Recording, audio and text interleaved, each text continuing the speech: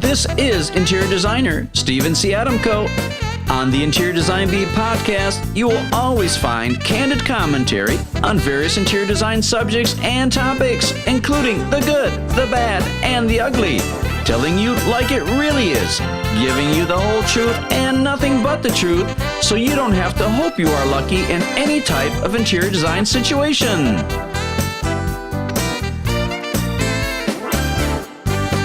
Once again, my name is Steve Adamko, and I'm dedicated to giving you a healthy dose of interior design commentary, critique, interpretation, and analysis. The Interior Design Beat is the heartbeat of interior design podcast. It's hosted and produced by yours truly, who is also the owner and founder of Spectrum Interiors, established in 1982 in Kalamazoo, Michigan.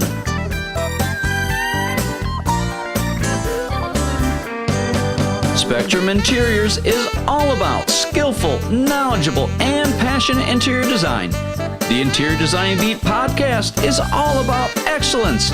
Average and mediocre gets kicked to the curb.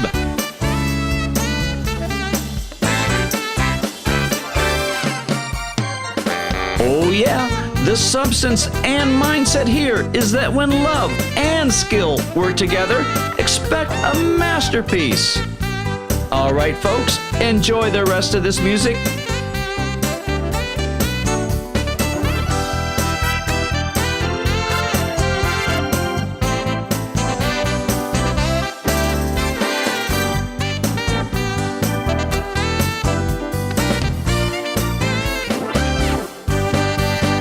This is episode number 21. Hello, this is Steve Adamko, the owner and founder of Spectrum Interiors, located in Portage, Michigan. This broadcast is based on some things I've seen on the internet, and here's a good phrase: call Michigan's top interior designers, residential and commercial. Well, I looked at what the definition of top is, and top is the highest or uppermost point, the summit, the peak, the pinnacle, the crest, the crown, and the apex. So it's very similar to the phrase best in its class used by the automobile industry. When it comes to interior designers, we have to find out what class you are in, that you say that you are the best in. Now that makes sense, doesn't it? Well, today, especially here in Michigan, there's a lot of fluff out there, everywhere, in the interior design field. And in Michigan, compared to other states, we have no regulations over interior designers. We have no Title Act or Registration Act or anything like that. So in Michigan, interior design is a very easily infiltrated field, with a barrier to entry so low that even a chihuahua could jump over it. Passing the NCIDQ exam can be a very good indication of the quality of an interior designer. It's very similar to the bar exam for attorneys, but you have to remember this: 50% of the attorneys graduated in the bottom half of their class. And it's the same thing with interior designers who pass the NCIDQ exam. Also, in today's world, passion seems to be that true indicator of a great interior designer. Well, let's take a look at that passion as being the indicator of a great interior designer. Well, let's take golf as an example. There are a lot of passionate golfers who are not very good, and they never break 100. So again, it's the same thing with interior designers. You have to have a lot more than passion to be great. It takes skill, knowledge, experience, talent, ability, insight, wisdom, the ability to see things done and be able to visualize them before they are actually done, that is, before the project becomes a reality. There are a lot of young interior designers thinking they are all that and a bag of chips. I've been in this industry since 1979. And I'm continually studying. I never count myself as having arrived. Even though I am very good at what I do and I can see the finished project in my mind like it's 3D reality. It's like the Bible says. You have to study to show yourself approved. So those of us who have been in this industry for a long time have a right to say something. And so now I'm going to say a few things. So you might have to buckle up. Recently, I saw a YouTube video of a young female designer in Grand Rapids, Michigan, where I lived for over 20 years. Now I'm currently located in Portage, Michigan. So this video starts out showing her in a cafe at a small round marble table. On the table is a computer-generated printout of what she pretends that she is sketching on. So it's actually a CAD drawing of a kitchen, I believe. So she pretends that she's actually sketching on it. But if you look closely, it's all fakery.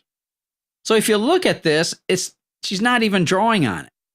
There's no ink coming out, or it's invisible color. I don't know which. But the fakery is unbelievable. So I said to myself, why would you start out on a video promoting yourself and your business pretending to sketch? I say, if you're going to show us your drawing ability, then doggone it, show us your drawing ability. And this fakery happens several times throughout the video. She's even sketching over an absolutely straight computer line. Actually pretending to sketch, going back and forth with her pencil over an absolutely straight line that's generated by a computer. I bet you there's a lot of people that think she's actually sketching. Sorry, folks, that is actually deceptive. That's trying to show yourself as a top designer and a hot designer when you're really not. I have to say, you've got a long way to go, baby. You'll never catch up to a person who has major experience. So you might want to look up, I won't even say the name of the firm. It starts with a color. And then it's, let's say, color, fill that in, design brand film. So even just put in design brand film in YouTube's search bar and see if you can find this thing. And see how many times this happens, this sketching motion over a CAD drawing. By the way, this designer has about 5 years of experience. So there's a lot of these young designers promoting, at least to others out there that are listening and watching, promoting that they got it all. And I mean, they got it all. Well, I'm sorry to break your bubble, but you don't. Okay? You can never catch up to somebody who's got 38 years in design and is operating at the highest level. So we got a lot of this break-in kind of situation where, hey, I got a passion. I'm so passionate. Well, big deal. Doesn't mean a dang thing. Okay? And I don't know, maybe I feel bad for some of your clients, though. I see you do a pretty good job. But, by the same token, you're not getting no Ferrari. That's it. Okay? You're just not getting a Ferrari. And so even here locally in Kalamazoo, where I'm now based, I'm in the Portage, Kalamazoo metropolitan area. I see this happening with an older designer of about, I don't know, I think last time they came out with a catalog, it was 20 years experience, and I see it changed to 30 years experience. So I don't know which it is. So anyway, I just checked my records, and it was 20 years, I guess, and then it got changed to 30 years. So I believe they came out with a book that celebrated 20 years of amazing interiors. And this was from 1996 to 2016. And apparently this book was maybe printed 4/18/2017. So anyway, I don't know where you jump from, 20 or 22 years all of a sudden to 30 years of experience. I don't know how you do that. Must be some magic trick out there that I'm not even aware of. Anyway, they say they do amazing interiors and are recognized as the leader in interior design, both residential and commercial. Yet, I've looked at a lot of the projects online, and I have seen similar duplications of color schemes used for entirely different individuals and companies. I don't know how often I've seen a particular shade of green. Now we talk about, green design. It's like they must have taken that literally because they actually use green in their design. So I guess it's green design. But anyway, I thought this was amazing that they consider themselves a leader in the field, and yet they've used the same color in slight variations with so many different people. So the effect of that is of being a follower of trends and fads and not really a leader at all. It seems like these designers think they are top designers because they are following the fads and the trends and what's hot. It's kind of like when Pantone comes out with their color of the year, which I kind of think is really ridiculous anyway, in the fact that there's like 154, 156 Crayolas in a large box of crayons. You know, gosh sakes, if we did the color of the year and went through them all, that may be 156 years. It'd be like waiting for Halley's Comet, wouldn't it? I mean, it's kind of ridiculous. And so a lot of these fad followers, they think they're cutting edge designers because, oh, look, we're following the fad and the trend. But like, where are these trends and fads coming from? And they're talking about, well, these are what the people want now. Well, the people don't even know what they want. It's not them that's creating these trends. It's not them that's creating the trends and the fads. Okay, it's manufacturers and other designers and people who want to shape and mold things. Okay, so some of this is kind of ridiculous because we live in a very interconnected world with all these cultures and everything, and we should be able to have anything we want at any time we want. And there's been even colors that have been hard to find in fabrics and whatnot, or let's say tapestries that have been around for centuries, hard to find. You know, as if nobody does traditional design anymore. Like I say, I've seen enough of it. It's getting a bit ridiculous. So as I said before, I used to be living in Grand Rapids, and I had my design firm in Grand Rapids, and then I moved back here to where I started my design firm in 1982 here in Kalamazoo area. So generally speaking, the Grand Rapids area has more good interior designers than the Kalamazoo area. And Grand Rapids is, like I said, where I used to live. So this particular Kalamazoo designer, this firm that does this amazing interiors, are now touting themselves as one of the top Michigan and Chicago interior design firms, specializing in hospitality, commercial, and residential projects. So now they have apparently jumped from Kalamazoo past Grand Rapids, and they're now one of the seemingly top design firms in Chicago. Well, that just isn't true. You know, this designer and their firm use the moniker Amazing Interiors. All I can say is that you don't know what amazing is. If they were to compare themselves with designers in Architectural Digest or Interior Design Magazine, or even in Chicago itself, they would see that they do indeed fall very short of amazing. So I have to say that this lack of ability to properly slot themselves, put them in the right slot in the whole spectrum of interior designers and interior design firms, is very short-sighted. There's a lot of puffery in the interior design field, a lot of quote-unquote award-winning verbiage, with no allusion to what awards they actually won. Some of these awards are no big deal at all. And the awards, so let me say that, some of these awards are no big deal at all. And the awards on Houzz are from their quote-unquote fan base. This is not like an award you get in the Olympics, but they think it's like an Olympic award.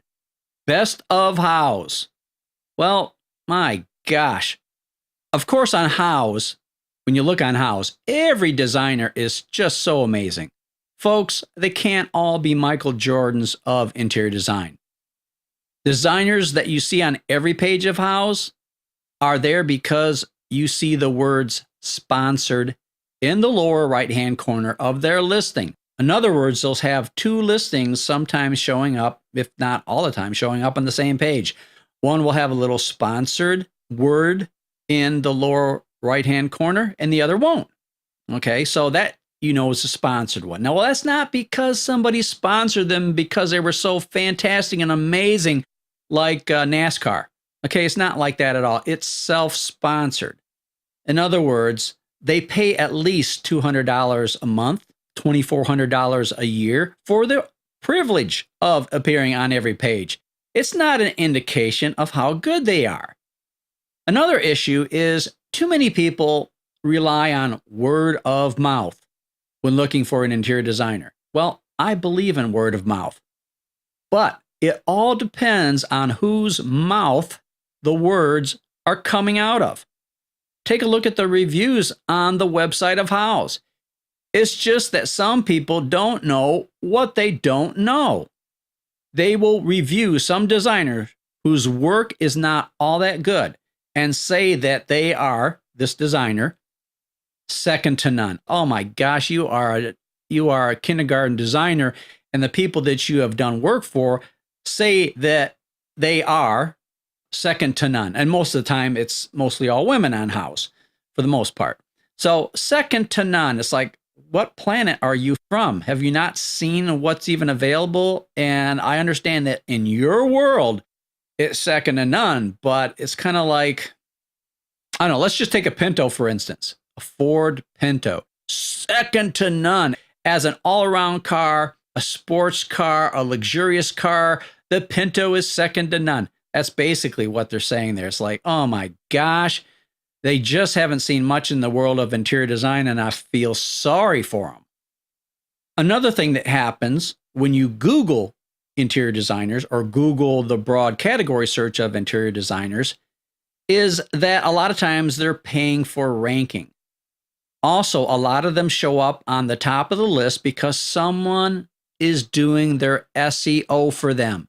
It stands for search engine optimization. So there are companies in the internet world that do this type of work to make your site stand head and shoulders above other people, even if you're not as good as other people in interior design. So obviously it's a firm outside with expertise in SEO. Sometimes it's in-house. So usually it's an outside firm with expertise in SEO, which means that that's their business of making websites really pop and get higher up in the rankings. So they're the ones, not the interior designer, that's making the designer look good and their website look good. Aside from, photos and things like that. But that's what enables them to come up in the top of Google searches. So everybody's trying to be on the first page. Okay, well, there's enough interior designers out there. I mean, gosh sakes, it's like, seems like one for every 5 households nowadays. I mean, every time you turn around, somebody's like, hey, I'm an interior designer too. And what did you do before you became a designer? Oh, I just drove trucks. And actually, I quit last month, and I've been a designer now for a month, and I'm really, kicking butt. It's like, okay, thank you very much. So as I say, everybody can't be on the first page of a Google search. So most people, stats show that most people will not go past page 1. They won't go on to page 2, 3, and 4, okay? That is stupid, okay? It behooves you to look on page 3, 4, and 5. As a matter of fact, I always dig to about page 12, sometimes page 15 on a Google search. And I have been, no kidding, generously rewarded because of it. It's as if I found hidden treasures of gold because I was willing to dig deeper than most. So many times I've said, whoa, unbelievable what I just found. But most people, they just don't want to expend the effort. They don't want to go through 5 pages of Google. Well, I'm sorry. Sometimes you'll find your best designer on page 3, 4, or 5. They won't all be on page 1. I know much better designers than this particular designer that I'm talking about, and she ends up showing up all the time. And so obviously she's got a Google rep or paying for something, some kind of rating or whatever that's getting her there, but it's not because of her work. It's not because it's frickin' amazing, okay? Therefore, I recommend that you do your own due diligence when searching for an interior designer. Don't just look at the first page of your Google search. Dig deeper. Ask your own questions relative to your particular situation. Don't over-rely on word of mouth. Do your own thinking. Why? Because most people don't. So it would benefit you greatly to be different. Okay? Those are some strong words, but they need to be said because so many people are, I don't even know where their head is at, and even business executives, I'm thinking like, why did you choose this designer? I mean, you're supposed to be making good decisions for your company, and yet for your own house, you're like, what happened here? I mean, you got a beautiful house that's, equivalent to a Rolls Royce, and then you open the door and it looks like the inside of a Honda Civic. I mean, what the heck is wrong with that? I mean, there's a lot wrong with that. I'd fire the president or the CEO of the company if they did that. It's like, man, oh man, something's not working in your life. So anyway, that's a little bit of what I have to say, and hopefully it's been helpful. But I think you have to look beyond some of the things that are out there on these internet searches. Matter of fact, what opened my eyes a little bit more was there's a book that's called Trust Me, I'm Lying. And it's all about media manipulation. And so this happens out there. So don't believe everything you see. I mean, I think integrity and honesty is one of the greatest things you can have. And there's a lot of people out there that don't have that and are somewhat deceptive about what they're doing. Okay? So hopefully that helps you out. Anyway, this is Steve Adamko. I'm the owner and founder of Spectrum Interiors located in Portage, Michigan. If you have any questions for me or you think I could help you out, because I'm definitely a straight shooter, you can call me toll free 866-239-6520.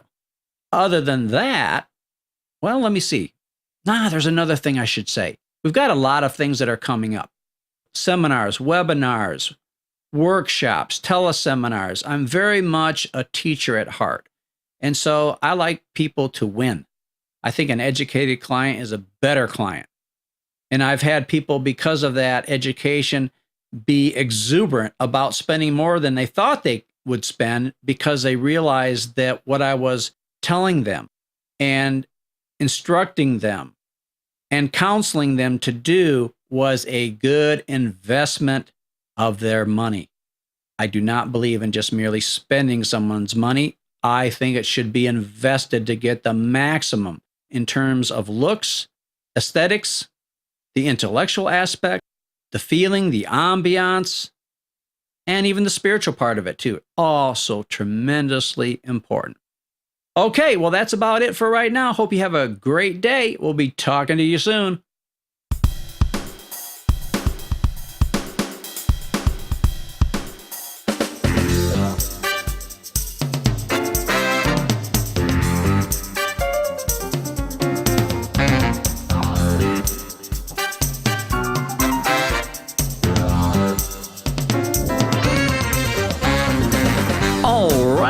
Thank you to everyone who tuned into the Interior Design Beat podcast. It's the podcast that's the heartbeat of interior design podcasts. Oh yes, when your interior design is done well, it will delight your eyes, satisfy your soul, and engage your intellect.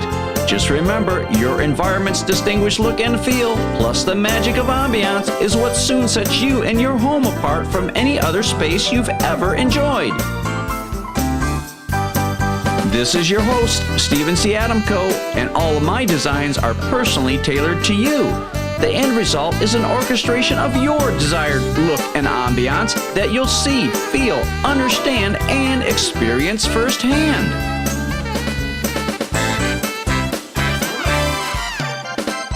I also work in a broad range and spectrum of residential and commercial interior design, as well as furniture and lighting design. My services also include seminars, webinars, teleseminars, and workshops. I know you'll want to get involved with these right away, so call me today, toll free at 866-239-6520. All right, folks, thanks for being here. Have a wonderful day.